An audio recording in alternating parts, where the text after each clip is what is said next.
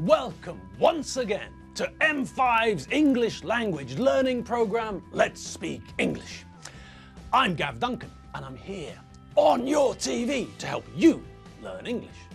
Now, are you sitting comfortably? Yes? Good. And are you ready for today's lesson? Yes? Good. Okay, well, let's learn English together.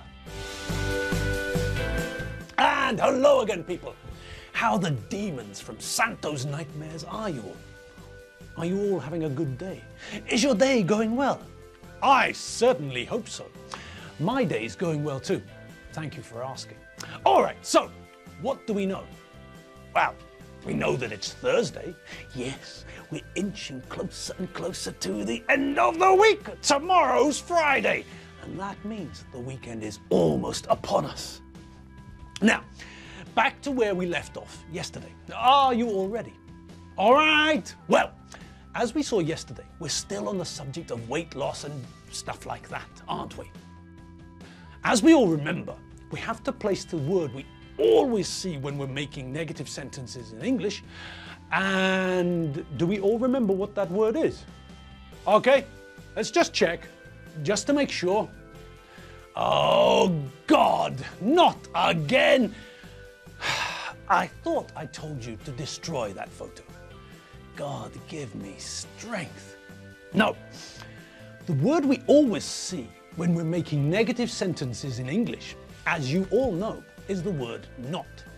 So, when we want to tell people that someone is eating the normal number of calories, that this person is eating normally and isn't restricting their calorific intake, then the word that we use is not. We put not after the correct form of the verb to be. We also know that if we're abbreviating the sentence, which we always do, then when we're making a sentence with almost all of the subjects except, which one? Yes, that's right. With all of the subjects apart from the first person singular, we can make the abbreviated sentence in two ways. We can choose, we can decide to join the correct form of the verb to be to the subject. You are not becomes you're not. He is not becomes he's not, for example. Or we can choose, we can decide to leave the subject alone and join the correct form of the verb to be to the negative, to not. You are not becomes you aren't. He is not becomes he isn't. Now, the only thing we have to remember here is that the only subject where we can't do this is the first person singular. With the first person singular, we don't have a choice. If we want to abbreviate the sentence using the negative form of the verb to be, then it has to be I'm not. We can never say I amn't. That is completely unacceptable. All right, so that's the negative. A brief recap of what we do to make a sentence using the verb to be negative. All right, now we started looking at the question form too, didn't we? Yes, we started to look at the way we can ask questions related to this idea. The idea of someone restricting the number of calories that they eat and drink. But it's not really important that we're talking about asking questions about this topic, is it? No. We're just revisiting the idea of asking questions in English. So, as we all know, when we want to ask a question in English, we have to change the positions of the subject and the verb. When we're making a sentence, we start with the subject and follow with the verb. But when we're asking a question, then we start with the verb and follow the verb with the subject. A sentence which uses the verb to be, for example, I am, changes to am I. A sentence which uses the verb to have, you have, changes to have you. A sentence which uses the verb to like, he likes Mozart, changes to does he like Mozart. And yes, of course, we put a question mark at the end to show that it's a question. But we all remember that, don't we? All right, so back to the questions. Back to the questions we can make with this phrase connected to not getting fat. So let's take a sentence which uses the phrase, I am on a diet. Great. So, as we normally do, With positive sentences, we start with a subject, I, follow with a verb, correctly conjugated, and in this case it's the verb to be, so we know that the form of the verb can only be am, are, or is. If we're talking about the first person singular, then the correct form is am. If we're making a sentence about you, then we're talking about the second person singular, and that means that the correct form is are, you are. If we're making a sentence about the third person singular, about he, she, or it, then we know that the correct form is. He is, she is, and it is. And what about the other subject forms? What happens with the plural subject forms? Well, you all remember, don't you? Yes, that's right. The plural forms are all very easy, aren't they? They're all are. We are, you are, and they are. Easy. That's a piece of cake, isn't it? All right, so we know how we'd start a positive sentence. And how would we continue it? Well, that's easy, isn't it? All we have to do is add the rest of the sentence, don't we? Okay, all right. And what's the rest of the sentence? Well, that's easy. We know that we start with the verb to be and then follow with on a diet. Simple. I'm on a diet. You're on a diet. He's on a diet. She's on a diet. It's on a diet. We're on a diet. You're on a diet. They're on a diet. Okay, simple pimple. So, how do we turn those sentences into questions? Start with the verb, not the subject. Okay, so we have to start with the correct form of the verb to be, as we know. Then what? Well, then we add the subject. I, you, the Hulk, Cleopatra, Richard Nixon, ABBA, the Dave Clark 5, whichever subject we're using in the sentence. And then, what then? Well, that's really easy too.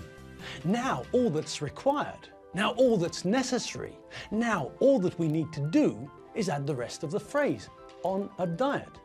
And that's it. Or is it?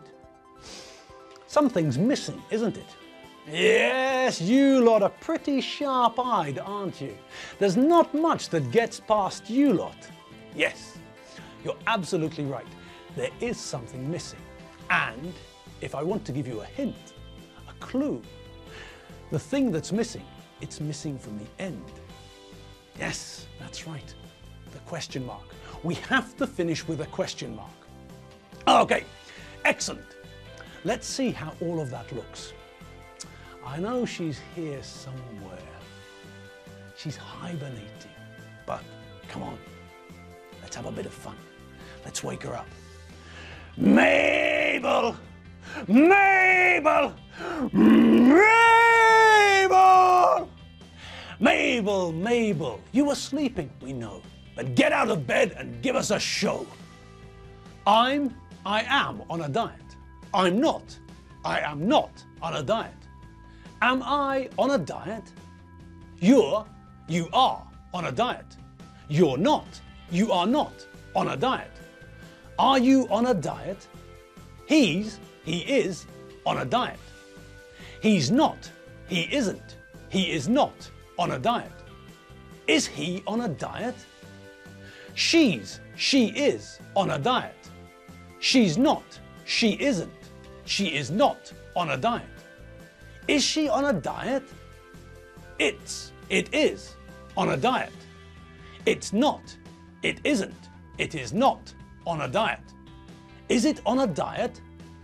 We are on a diet. We're not, we aren't, we are not on a diet. Are we on a diet? You are on a diet. You're not, you aren't, you are not on a diet. Are you on a diet? They are on a diet. They're not, they aren't, they are not on a diet. Are they on a diet? So, that should be perfectly clear. It is, isn't it? It's not hard. We know how to make positive sentences. negative sentences and also questions with this phrase. This phrase which means to restrict the number of calories that you're eating and drinking. Okay, all right, so who can remember why we started talking about losing weight in the first place? Come on, think! Come on! It's not that difficult, is it? Who remembers? I know, you all do. I was just kidding. I know that you all know the answer. I don't know. Okay. That was my mistake. I made a mistake. I know that now. Let's try that again. I know that apart from Baldric, you all know the answer. That's more accurate, isn't it? Yes, I think so. All right, so let's just avoid that question and I'll tell you, shall I? We were talking about people being on a diet because that's what often happens after the Christmas and New Year parties have all finished. We get back to work, start complaining about the bad weather, and then at some point at the beginning of January, we suddenly realize that our jeans seem, well, a little bit smaller than they used to. At first, we don't think anything of it. After all, it's probably due to a new washing powder or a new fabric conditioner or something. Perhaps the washing machine program was too hot for these jeans. Maybe the clothes shrunk. Then, as the weeks go by, we start to notice that our t-shirts and other jeans are, well, smaller. And that's when we take the decisive step. That's when we go into the bathroom and step onto the bathroom scales. These ones, not these ones. Because we all know that if we step onto the second set of scales, then the scales are going to break. And then we're going to fall off the kitchen worktop onto the floor, and we'll probably crack our heads open on the fridge door, and there'll probably be a lot of blood from the cut on our head. And then we'll probably have to go to hospital, we'll have to get stitches, we'll have to have the cut stitched. So let's not do that, okay? Let's just step onto the bathroom scales, not onto the kitchen scales. And we'll have no accidents, and nobody will have to go to hospital and get stitches in their head. All right, so we finally step onto the bathroom scales, and then that's when it happens. The shock. Yes, we've all been there. Well, I think that we've all been there. Certainly I've been there. And as we can all deal with logical thought, we all know the answer to the next question. What now? Well, as I said, we know the answer. It's time for us to go on a diet. Yesterday, when someone asked us, "Are you on a diet?" our answer was, "No!" But now, one day later, after we've stepped onto the bathroom scales, the answer's changed, hasn't it? Yes! And now, if someone asks us the same question, "Are you on a diet?" now the answer is yes. Or, if it's not yes, then the answer is probably no, but I'm going on a diet tomorrow. And on that healthy but slightly depressing note, a note about the reduction in our metabolic speed. Something which happens as we get older. It's time for us to part for the day. Yes, it's that time again. The end of the lesson has come, and it's time for me to go home. And you all know what I'm going to do as soon as I get home, don't you? Yes, that's right.